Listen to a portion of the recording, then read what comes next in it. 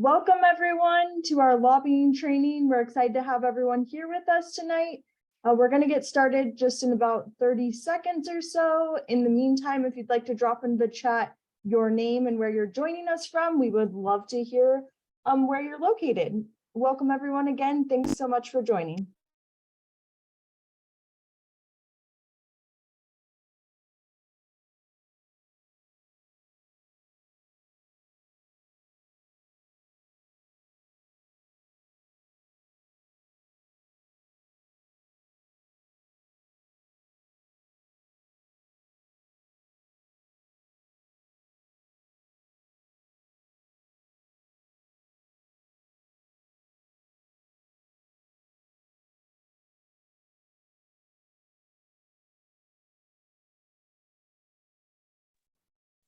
Well, I'm going to go ahead and get started. I'm sure we'll have some more folks hopping in. It's fun to see everyone where they're joining us from tonight. I'm seeing folks from Oregon all the way to Florida.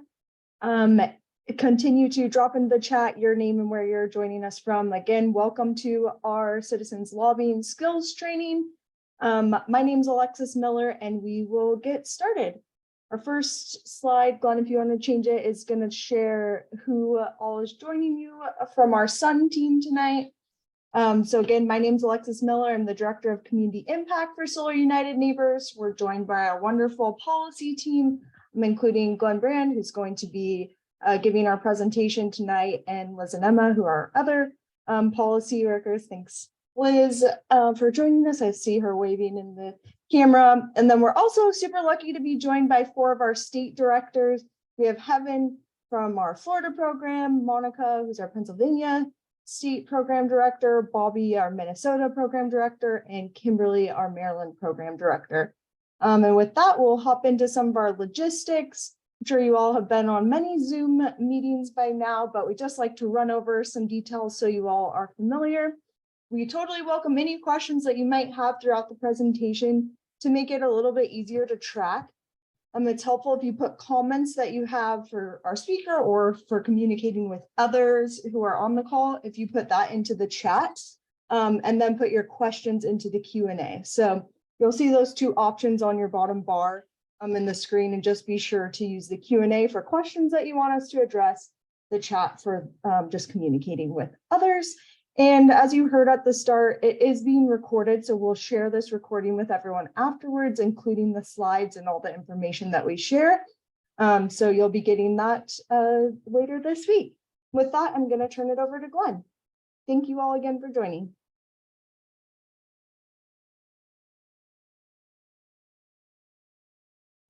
Thanks, Alexis. Hi, folks. I really want to welcome you all. Really appreciate anyone who takes time to, take away from your dinner and your family or your late afternoon to talk about being an effective citizen lobbyist. So you're really our kind of people. And I really do appreciate you taking this time to do this. Tonight, I really want to focus on some basic and important skills training on how to really influence your decision makers, your elected officials usually, in support of distributed solar, rooftop and community solar. Just before we get into the substance of it, I just want to talk to you about our theory of change, that is Solar United Neighbors. So we, as you probably know, help people go solar through our solar co-ops. That's only one part of what we do. We also bring people together in various ways to help educate them, understand the solar market. And then the key piece, the piece that we're interested in talking about today, is really bringing people together to fight for their energy rights, their solar rights, the right to do what they want to create their own energy, present and future. So I want to just talk about what citizen lobbying is. And, the word lobbying is obviously a dirty word. The connotation has all kinds of sleazy implications. But of course, citizen lobbying is a very different thing than a kind of lobbying that one might associate with corporate lobbying. Of course, I'm overgeneralizing, but generally it's kind of true. So what's citizen lobbying? It's simply communicating with decision makers to influence their position on the issue. I don't really like that definition as much as the one that I typically use, which is lobbying is a way to get what you want by advocating to the people with the power to give it to you. So to me, that's in a crystal what lobbying is all about. The kind of lobbying we're talking about is grassroots lobbying, citizen lobbying. It's really on behalf of policies and laws to protect our rights, to ensure justice, to promote the common good. There are lots of ways to engage in advocacy, and we like this idea of the pyramid of engagement, and I think it's also the pyramid of the impact. So at the bottom, which would be it goes obviously from the bottom to the top.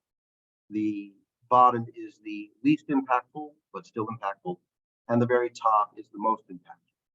Now, I imagine that all of you have done most of these things on this pyramid, but very quickly, mass online action, you've been asked to sign a petition for Solar United Neighbors or some other organization, you clicked it, you may not have changed any of the words and the message that goes to the decision maker. And that is, of course, a way of communicating what the public wants. Sometimes it's called clicktivism. Social media has become an important part of lobbying.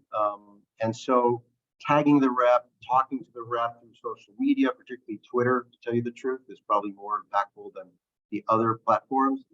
Again, I'm overgeneralizing, but that's probably still true today. And then there's a personal email or letter. I think the key word here is personal.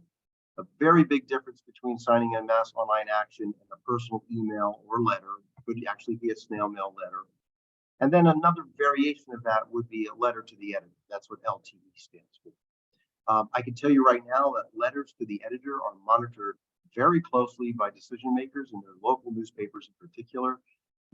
Anytime the name of their staff would look at it, and anytime the name of their boss is mentioned, they clip it and notify it. Above that is a personal phone call. This is, of course, getting somebody on the phone in that office. Almost always that would be a staff member, but on occasion it could be, particularly in say it's a city councilor or something, you could talk to that person on the phone.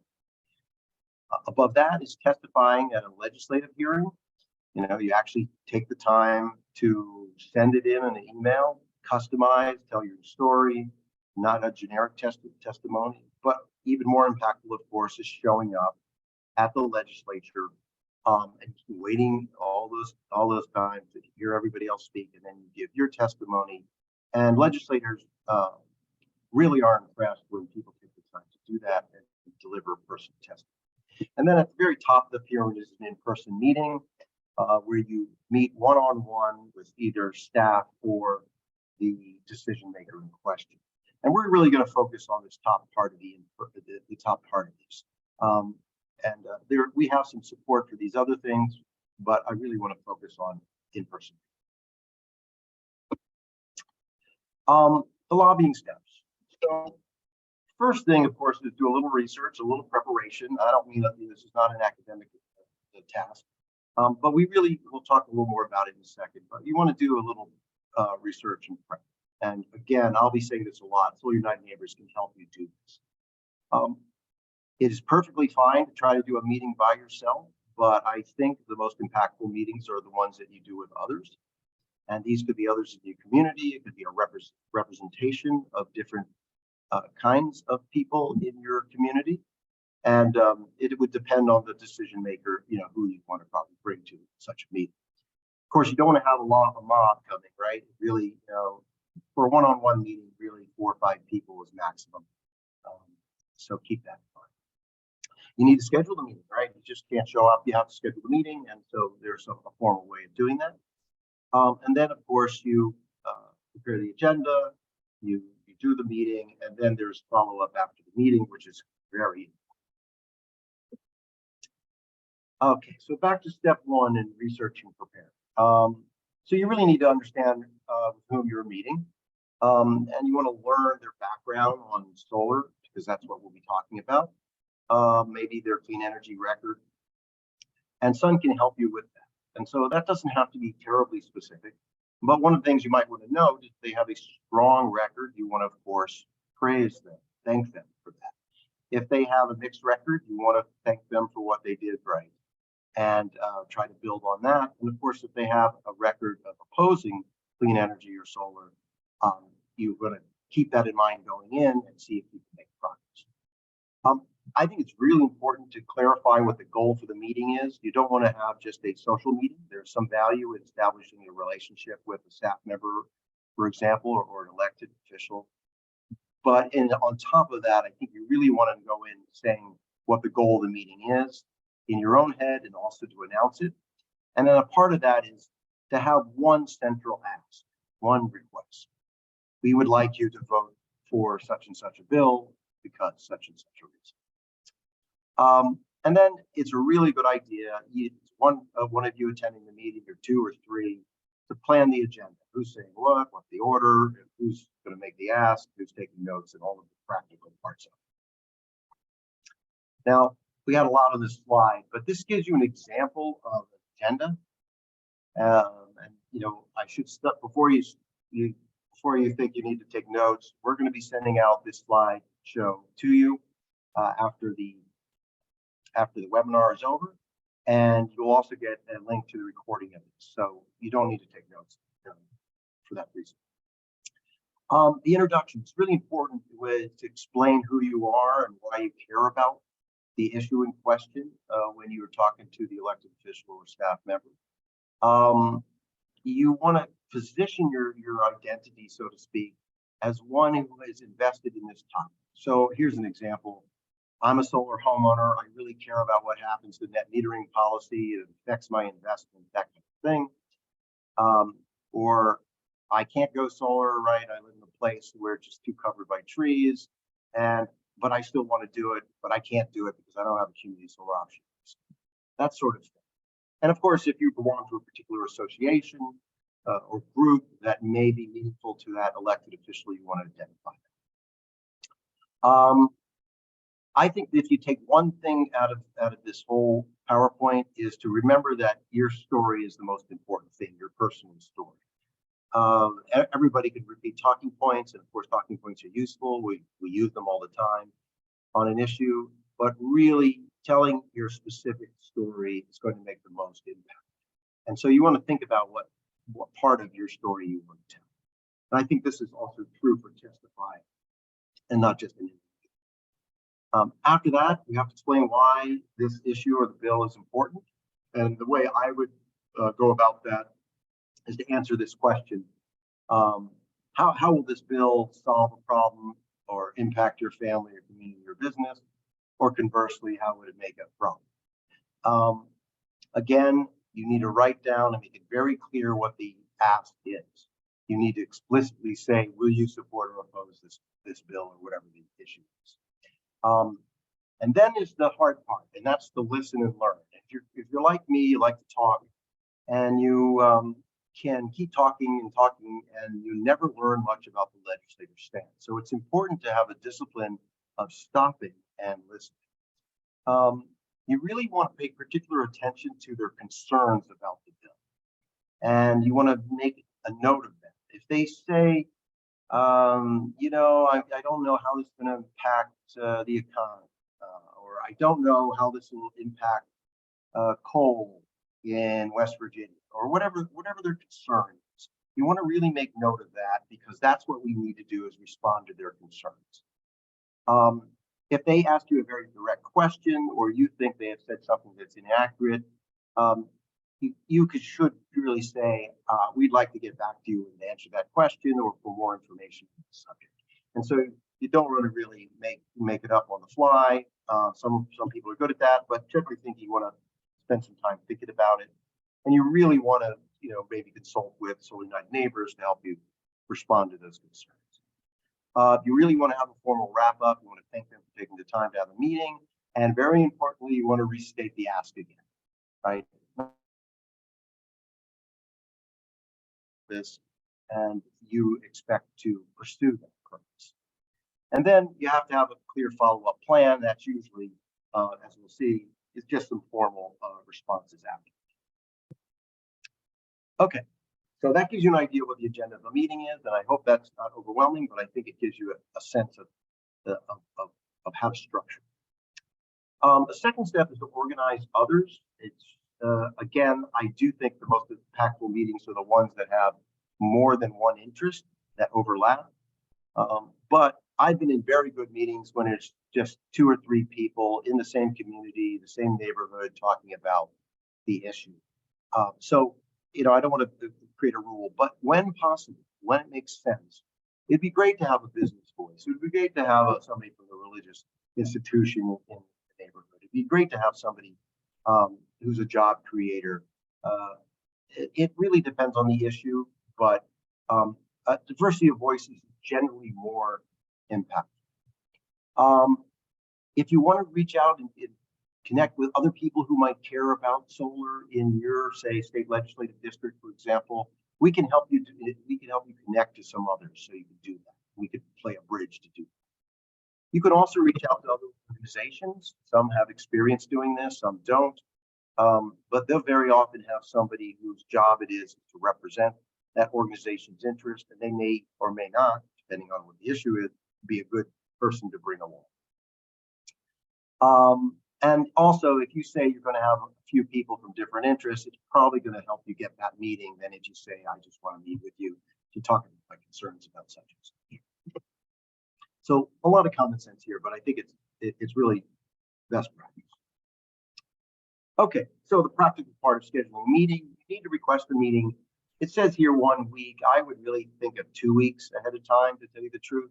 Depends on if we're talking about a state legislator or a city councilor or a congressional representative. But congressional representative is hard to get a meeting, obviously. They're more in demand, so you want to give them more time. Generally, there is a scheduler. You call up the office or you email, look at it online, and you want to email the scheduler and say we'd like to have a meeting and discuss such and such, and here's who would be at this meeting, and we'd like to do it at your earliest convenience. And then you want to follow it up with a phone call. The next day, say I sent an email. I want to make sure that you all saw it, and we would like to schedule.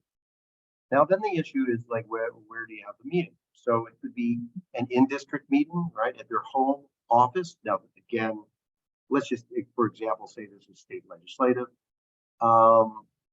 They will have a home office in small places. That could be their home, or their business, or a cafe, or whatever. Or it could be at the state house office, a more formal meeting. That may or may not be convenient or possible, depending how far you are from the state house. Plan C, I think, is a virtual meeting, and that's become very common since COVID, and that's certainly acceptable, and they can be a very effective way of doing it. But I must say, if you can, a personal meeting leaves a great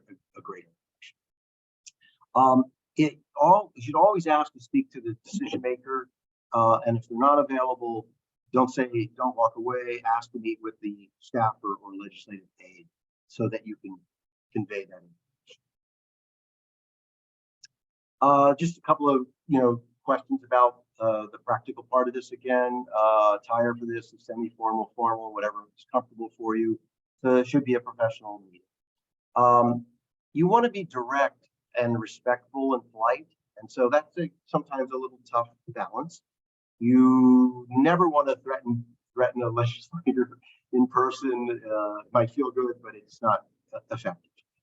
You really want to be respectful to the office at all times. I think it's really great to have somebody play various roles. A note taker is very helpful. Often people walk out of the meeting and their head will be full of what happened, and nobody will really have a sense of the exact phrasing, and it can get lost. So I think assigning somebody to be the note taker is great. Not everybody should do it because it's distracting. And it's good to have somebody who sort of sets the stage as a moderator of sorts, and have somebody be responsible for the ask. Again, that's what's important. If it's just a one-on-one meeting, it's just you and the decision maker, it will be a less formal meeting. But nevertheless, it shouldn't be too informal. You want to make sure you still have an agenda to follow. I will repeat what I said before. If you don't know the answer to a question, or you think they've said something inaccurate, you need to say, I'm not sure about that. I'd really be glad to get back to you with the information about that issue. And then Solar United Neighbors can help you or others to get the answer. Okay, in the meeting, if your representative opposes your point of view, you want to express what I call respectful disappointment. You'd say, "Oh, I'm very sorry to hear that," or "That's disappointing," rather than, a more reactionary, emotional response. And sometimes if this is super important, this could, it's hard to do that. But then the follow-up question, the key part of it is to say, well, what information or what question answers do you need to your questions to reconsider your position, right? So you put them in the position of having to say, well, if you could demonstrate it would have no impact on coal in West Virginia, I might think this is a good idea, but right now that's my fear. So you want to really make a note of what it is that is holding them up, provide them the information to reconsider their position, take them seriously. Now that's not always going to be the case. Sometimes they're not with you, but that I think is the best practice. If your representative says, yes, I'm with you, I intend to vote for this. In fact, I'm one of the co-sponsors or whatever it is, you want to immediately say, well, we really appreciate it. Express gratitude, and then be very clear on your follow-up plan and ask them what it is that they can do to help push this over the finish line. Who should they contact? What can do? Often they'll say, well, you can come and testify, and that would be great. In fact, if you could find somebody in your district who represents a solar company, invite them too. That would be great. So you want to see what they say, but you really want to acknowledge their support and express the gratitude. Now, often they won't want to take a position, right? They'll say, well, this is very interesting. I'm learning in the learning stage on this issue. I understand. And that's a very safe place for them to be often in their minds.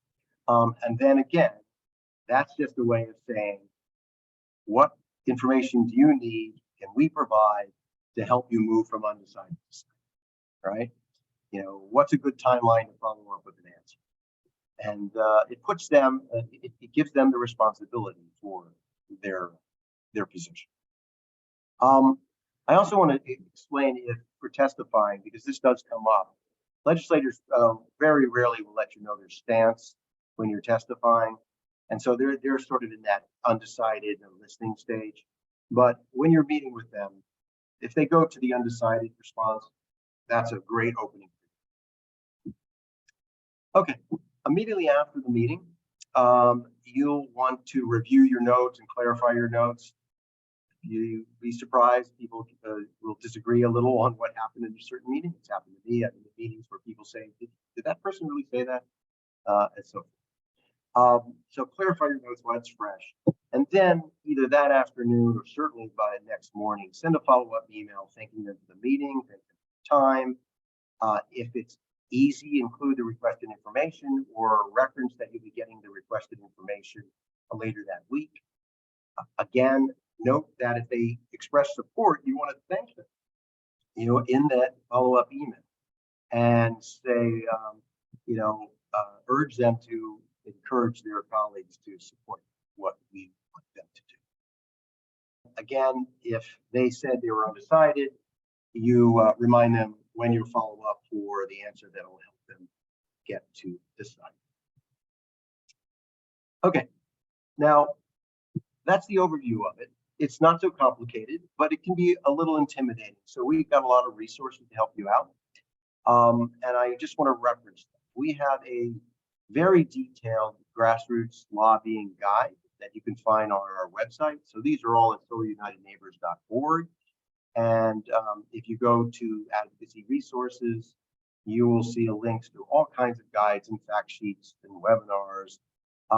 You can also, if you're afraid that you don't really understand a particular issue that seems technical, I still do this all the time. I consult our solar issue explainers at the Learn More section of our website. So if I need a refresher on some issue, that's where I will go, and that's our attempt to do it as much plain English as possible. Explain this kind of technical stuff and it really isn't that complicated. And then I think it's important, if you haven't taken a look at our Take Action section on our website, if you want to find out what's going on in your state, what are the current solar advocacy efforts, campaigns, issues, that's where you go and you choose your state where you live, and you'll see that there are ongoing campaigns that you can check into. And those are, of course, the issues that you want to, at least we would encourage you to talk to your legislators about. If it's a national issue, we'll be talking about that in the breakout. That's a little more complicated given what's happened with the recent split Congress, but we'll get into that. So plenty of sun advocacy resources here for you to pursue this. Some of them are very specific. I should just mention, I mentioned in passing what the letters to the editor, for example. We have a guide to writing an effective letter to the editor. We also have a webinar about how to do that. So take a moment to look at the stuff that we have. One thing I'll really want to highlight is our fact sheet on the cost shift myth. It's something, if you work on solar at all, you'll hear utilities and you'll hear the politicians who work on their behalf say, oh, it's a cost shift from people who have solar to people who don't. That's a falsehood. And but people are unprepared generally how to respond to that. And so we have a whole fact sheet, a couple pages to try to explain that. That's something you can share with them, or steal the information and give it to them. So with that, I'm going to stop and turn it back over to Alexis for the breakouts. Yeah, Glenn, thank you so much for sharing that. We actually have a slight change in plans where everyone is just going to stay here, Glenn, for it. So you can just continue on. We do have some of our state directors on who are dropping into the chat. If you're in Maryland, Pennsylvania, Minnesota, or Florida, we do have our state directors on. So if you have some specific questions for those states, feel free to drop those into the Q&A, and we'll direct those not to Glenn, but to the state directors to answer those questions. But or else, Glenn, you can take it away on national level or Q&A if you want to dive into that first. Okay, thanks very much. That's fine with me. If you have questions specifically about the content that I just presented, I guess that's where we should start before we get into specific issues and specific places. So yeah, so if anyone has any questions, feel free to drop them into the Q&A. That'll be our easiest way to track what questions you've got. Glenn, if you want to stop sharing your screen, you're welcome to, or if you have more to share, you can. But let me think how to do this. Okay. We don't have any that have come up yet, but I do see Joey, who is giving a shout out to thanking our legislators after something passes. So that is a great point. Thanks, Joey, for sharing, and appreciate all the support you've given. We do have one question. I would like to add one thing while questions are coming. You might, in passing, I said, you know, the point of the meeting, of course, is to influence the decision maker to do what we want, right? On the other hand, you're not going to, even if you have a meeting in which is not a satisfactory outcome, right? The legislature blows you off, disagrees, going to be an opponent. This stuff is going to happen. So I think it's really important, and no matter what, that you take advantage of the meeting to establish a trusting relationship with the next. And this also impresses them that you're a serious advocate, that you tend to be back. Sometimes I've had a meeting with people, and I'm sure many of you have had, where someone said, well, I wasn't with you on that last one, but I'm with you on this. And I think if you take that spirit when you go into a meeting, is I'm establishing a working relationship. And the truth is, for better and worse, legislators are often in those positions for decades. And so it really pays to establish that kind of professional, semi-professional relationship.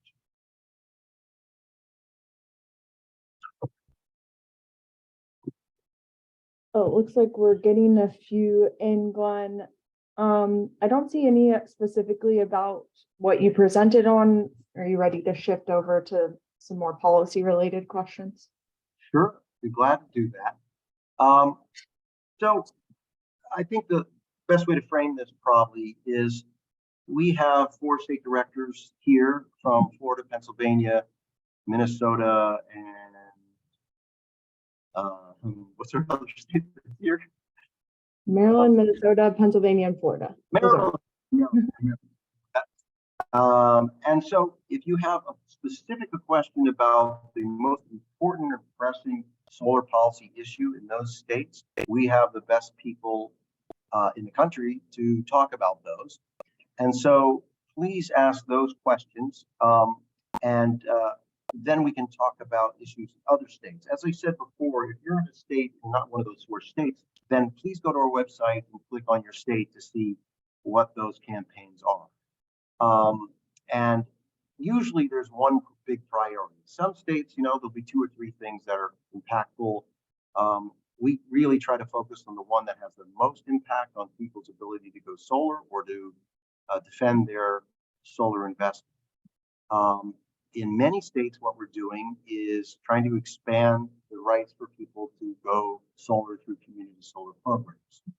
And so, unfortunately, you just can't, the way the laws are set up in the United States, almost every state has to pass so-called enabling legislation to allow a community solar program to be developed. And so that's usually the first step if you care about community solar, that you want to make it easier and more affordable for lots of people to go solar. Community solar can be that way, and certainly the only option for a lot of people. And so we are working on that in numerous states. So for example, in Maryland, we're trying to extend a pilot project on community solar and make that a permanent program, as it is in about 21 other states, I think it is. The same thing is true in Pennsylvania. We're trying, actually, it's not the same thing. They don't even have a pilot project. We're trying to get it passed so that people in Pennsylvania can actually participate in the community solar program. Same thing is true in Ohio. Probably we'll be working on that in Indiana. See, it's a little early in the session to know whether it'll be that. So that's a thread in a lot of states. I know that's going to come up in Michigan. I know it's coming up in Wisconsin. And that's that is a trend that we're tracking closely and making it private. Right? Not everybody's going to be able to afford or have the upfront money, or their property is suitable for solar. So community solar is the way. It's also a way to address solar access for people who don't have nearly the kinds of funds to write a check or get a loan. So really important for equitable access for solar. So that's one of the big issues across. There are a variety of solar rights issues that we run into in various states. And so I think the one that we have worked on quite a bit is try to push back on homeowner associations. A lot of people live in homeowner associations. We have found that out. Tens of millions of people in the United States. And unfortunately, in a lot of these communities, HOAs, Glenn, your audio just went kind of quiet. Can you hear me? You just sound kind of far away. Did you use your arm and block the thing or something? I don't know. I didn't move. I can push my face onto the screen, but I don't know if that's going to help. Can you hear me now? It's still a little bit weird. I have no idea what happened. I apologize. No signal, and I'm still shouting into the computer. So sure. Yeah, it is a little bit far away. Huh. I don't know if people are looking into my nose like this, but does this help at all? Okay, I apologize. I don't know what's going on with my computer. It was working just fine, right? I'll give you an example. So one of the sets of bills we're working on is to prevent HOAs from enacting obstacles for people who want to go solar in those developments. And so we've passed several of these bills in Ohio recently, for example, in Indiana. I think in Pennsylvania, we'll be working on a bill still. Monica talked about that. And this is a set of bills across the country to stop not just HOAs, which are private companies, of course, associations, but also cities and municipalities can often enact obstacles that are unreasonable. So for example, there are cities who have enacted policies saying you can't install solar panels on the side that faces the sidewalk. Well, if that's the south facing side, that's a ridiculous and arbitrary obstacle. And so we would work on repealing such things. And yeah, I think there are issues that have to do with net metering policies, and those, as if you're on this call, you are probably very familiar with net metering. But very simply, net metering is really just the accounting that takes place when you send your excess energy from your solar panels back to the grid, and you get compensated for that energy. So it's really just a way of balancing the books. And utilities hate net metering, and because they see that as a way of advancing their competition, so to speak. And so we are defending net metering policies everywhere. We had major attacks in California this year, which had a very mixed result. I think the Californians on the call, I characterize it as a loss. I think it could have been worse. Then I tend to agree it was kind of a loss.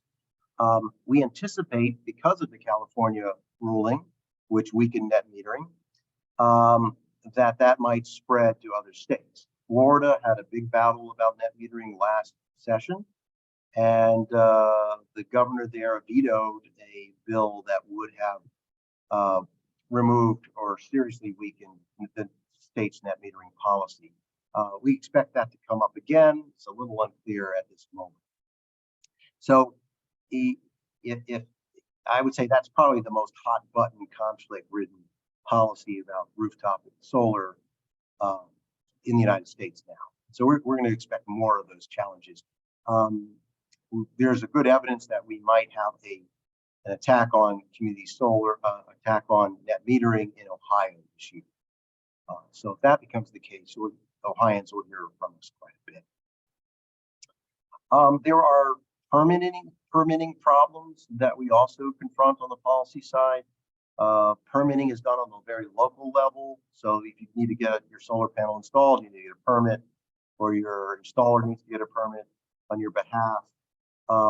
And some of those permitting processes are incredibly long. And of course, when something takes a long time, it increases the cost of doing business, and therefore it costs more money for you to install solar. And there are solutions to this, and we work on that on the local level. So the target there would be a city council, that kind of thing, or a mayor. There are all kinds of other things that pop up. I'll give you an example in Florida, where the state requires an exorbitant $1 million insurance policy if you have solar panels on your roof. That's absolutely ridiculous. And so we're trying to address that to reduce that to something reasonable. We'll see those kinds of challenges. Sometimes we'll see challenges. I've been talking all about government stuff and homeowner associations, but sometimes we'll see these problems crop up on rural electric cooperatives. As most people in rural areas belong to a rural electric cooperative, that's not with their monopoly utility. So they have a lot more power than this is the upside of rural electric cooperatives, that they are run by their members, supposedly, and so they should be able to set their solar effect. Glenn, it looks like you're a little bit, your audio is doing the weird thing again. I'm really sorry. One thing I could try is to just back out and come back on. I don't know what else I could do. I have signals, so I'm confused. You can try that. Are your arms blocking your computer at all, Glenn? Sometimes that blocks the sound. No. Oh, we could hear you clear then. Should I back out and come back on? You're good right now. Okay. Mysteries of the ghost in the machine. All right, so I will sort of stop with my rant about this and check in with what people are asking. Yeah, another issue, Glenn, Keith asked if you have comments about the IRA and updates about that you'd want to share. Yeah, thank you, Keith. So if we had done this call last year, that we would have talked all about passing the Inflation Reduction Act, or the IRA. That was the big bill that passed at the end of the year. That was a huge and sweeping bit of legislation. But it included a lot of the things that we really were looking for to support rooftop and community solar. It extended the investment tax credit, the 30% tax credit, that it really has been the foundation for the growth of solar in the United States. For 10 years, this extension at 30%. So this is a really important accomplishment. And without it, very few people, I think, comparatively, would be able to go solar. It also extended the ITC, again, the investment tax credit for separate batteries. Obviously, that's the next stage for solar. If you've got solar, you want to add a battery, most likely. And if you're thinking about going solar, you want to, if you can afford it, you want to take advantage of these tax credits and reduce that upfront cost for your system and have solar plus storage batteries. It also, in a very exciting victory, it opened up the investment tax credit for nonprofits. Before, nonprofits and municipalities and colleges and governments, faith institutions could not take advantage of the tax credit. And so now they can. It's now they don't pay taxes really. So it's in the form of a direct pay, kind of a coupon, so to speak. And that's great. So if you know you belong to an institution, a nonprofit institution that would like to go solar, you want to advocate that they take advantage of the 30% tax credit to help them do that. There's also a lot of support for community solar in the bill, and in a large part, it's targeted, and you get increased tax credits, sort of bonus credits if it's in an area where there are people of low income, low and middle income, certain concentration. You would also get additional incentives for other kinds of things, like a unionized workforce to do the work. So that's all great stuff. We didn't get everything we wanted, to be honest. We really had pushed for individuals who don't make enough money to pay taxes, to have a tax burden, to take advantage of the tax credit. All these years, people have been taking advantage of it. You have a tax bill, but if you don't have a tax bill, you've been missing out for years, and that has simply not been fair. But we didn't get that in, and we're going to not give up on that. And in fact, that's something to talk to your federal legislator about, is to opening up that so-called direct pay option for individuals for the ITC. There's some other cool stuff in there. There's incentives for heat pumps, basically electrification in general, stoves. That's in the news now, of course, and EVs, electric vehicles.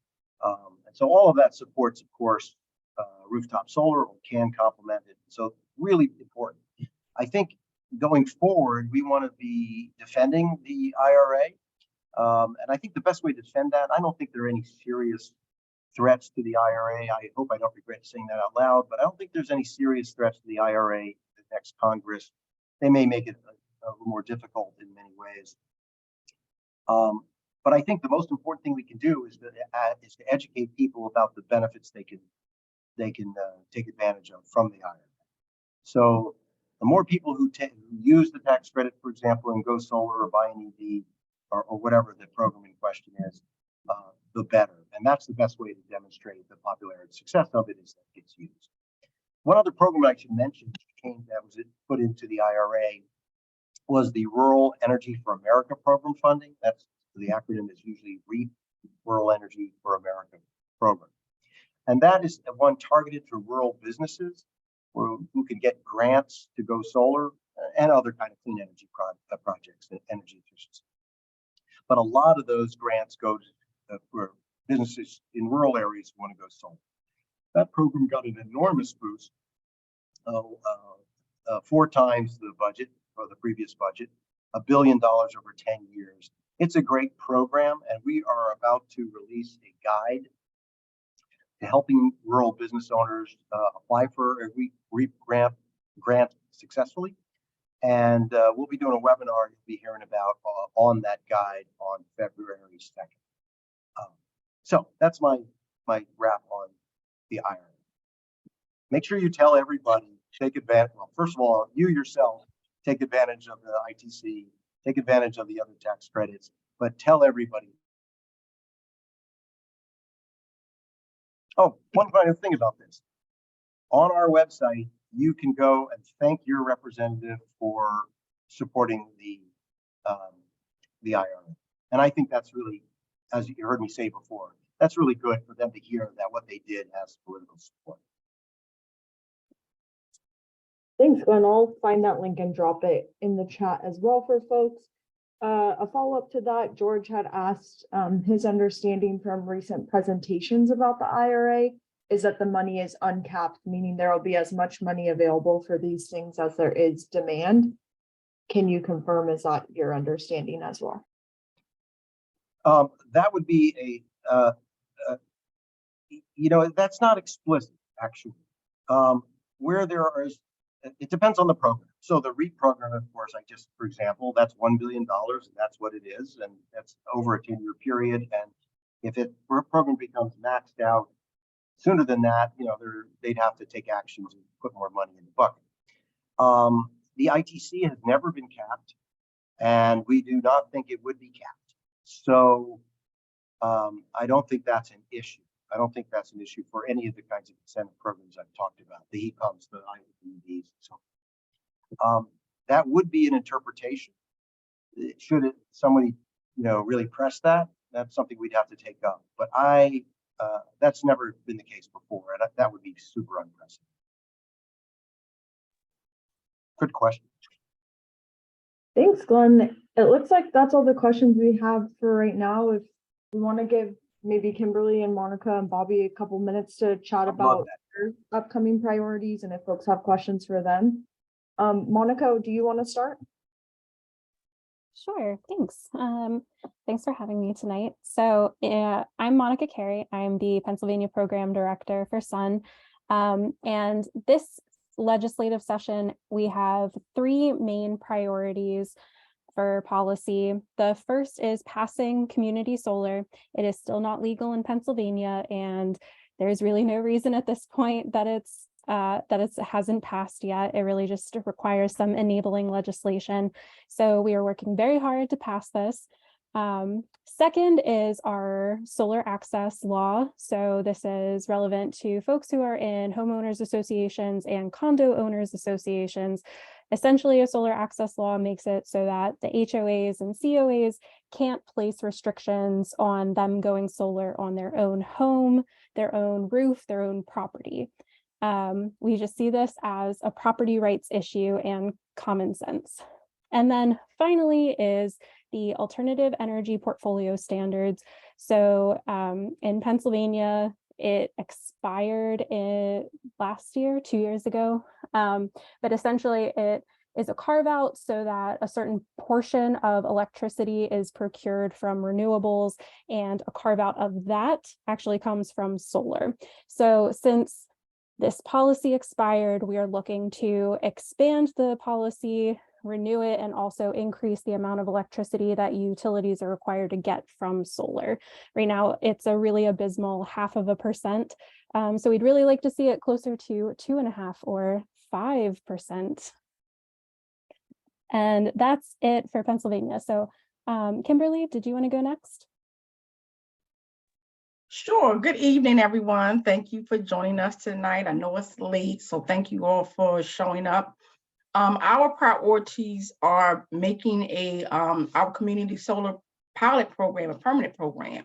So a lot of people may or may not know that we had a pilot program for, first it started out as 3 years and it got extended to 7 years, and it's due to sunset in 2024.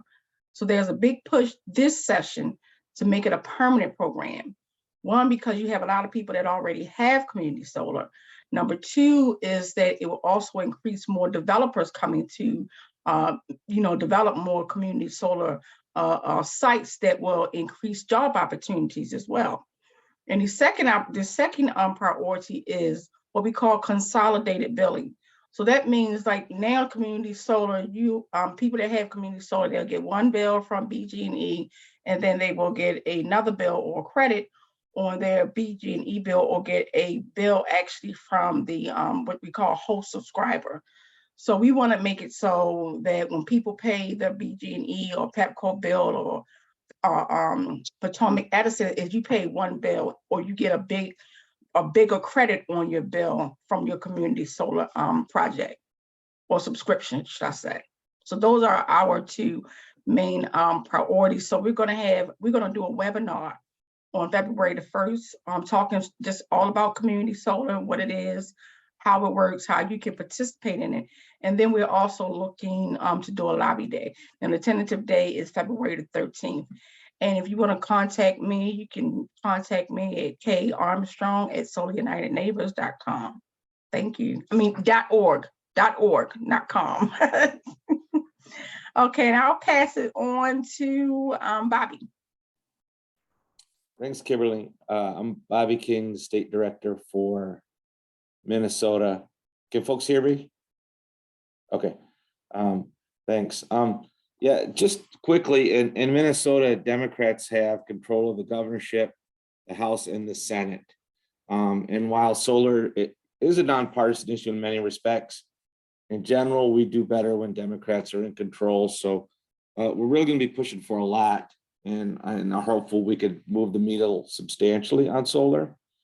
And for Solar United Neighbors in Minnesota, the right of HOA homeowners to go solar, we're hopeful on that. This is the third year we'll be trying. We got close last year and hope to get it finished this year. Interconnection issues, especially for Xcel Energy customers, has been a problem. And there's a suite of bills designed to address that. And we're working to get a hearing in front of the Energy Committee to educate legislators about it and propose some solutions.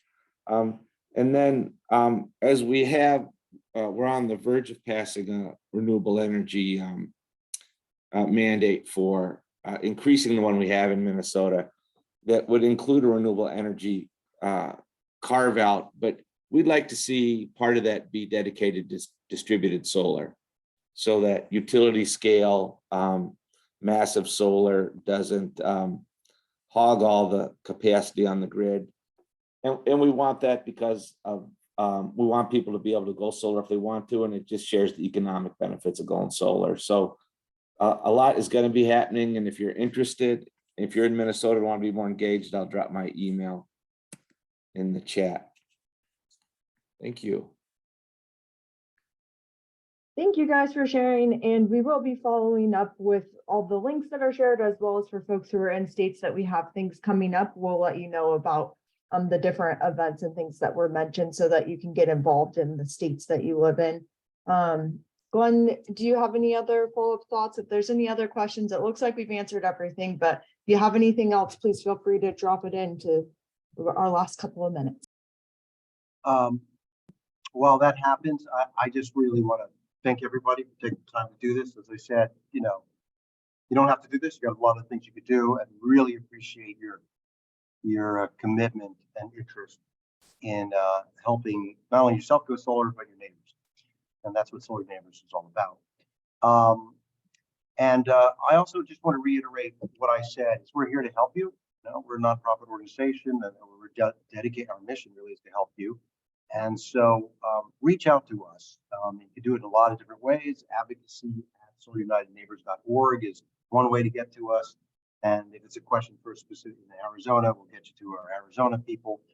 That's probably the simplest way. You could also go directly to the state directors here, and you can get their information on our website. But I would encourage you strongly to get involved in a advocacy campaign on solar this year, and we make sure that you're talking to your neighbors about these issues too. Basically, that's how we build power, right? Is to have more people talking to each other and inviting them along for the ride. So you need help scheduling a meeting, need help, supporting on an issue, finding out about a legislator. Don't hesitate. And that's really what what I wanted to say. Thank you. Thanks, Glenn. It looks like one question we can answer before we wrap up from Casey was if there are any best-in-class solar policies that we can aim to mimic if there are no current solar builds in their state. Do you have any examples for folks to share? I'm sorry, I didn't really get that. Yeah, Casey was asking if there's like any best examples of solar policies, if there's not any current policies that they're working on in his state. In Tennessee. Is that what you said? We Oh. don't know. Well, the reason why I said that is because it's very specific. Liz, want to take that one? Okay, Liz might know. Yeah, I can hear what you're saying, Alexis. Hi, folks. I mean, I think in terms of best-in-class policies, Sun just worked really hard in DC to increase their local solar carve-out from 10 to 15%. And I think that that policy is doing really well, and we're really excited about the trajectory there. Their DC is at about 3% local solar, and that policy is helping them have high SRECs or solar renewable energy credits. So that helps fund lots of systems on people's homes and for low-income housing and all kinds of things. And DC, along with the carve out, that also helps fund a program, Solar for All program, that is working to bring solar to lower income folks in DC and help lower their electric bills by 50% through access to community solar. So I think that policy overall is a really good policy. So we can share that with folks, but Glenn, you may have other examples. I think generally state renewable energy portfolio standards with solar carve-outs are something that we support. Yeah, thank you, Liz. That's really helpful. What I was going to say is because of the nature of energy policy and clean energy policy and solar policy is so specific to each state, it's really hard to say there's a model policy. There are certainly better policies in some states. But you can see that, for example, California had a leading policy on net metering for decades. Now they have taken a few steps back. So I wouldn't want to say, follow what California is doing at all in a general way. There are specific best practices, and you have a real, specific question. So, for example, I know because we helped develop the HOA Protection Solar Rights Bill in Virginia. That's one of the best ones, and we use that as a model. But it really depends on the specific thing. There isn't one comprehensive policy. It's a great idea. Maybe that's something we could be thinking about. There's a whole package. Hard to pass things like that, but that's a great idea.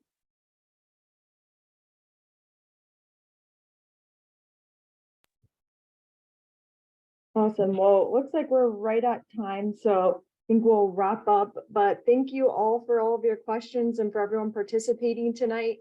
Again, we'll follow up with our information. So if you have additional questions that didn't get answered or more things coming to mind, feel free to reach out to our advocacy email, which is advocacy@solarunitedneighbors.org, and reach out to any of our state teams as well that we dropped into the chat, but we can connect you with anyone that you need to be connected to from there.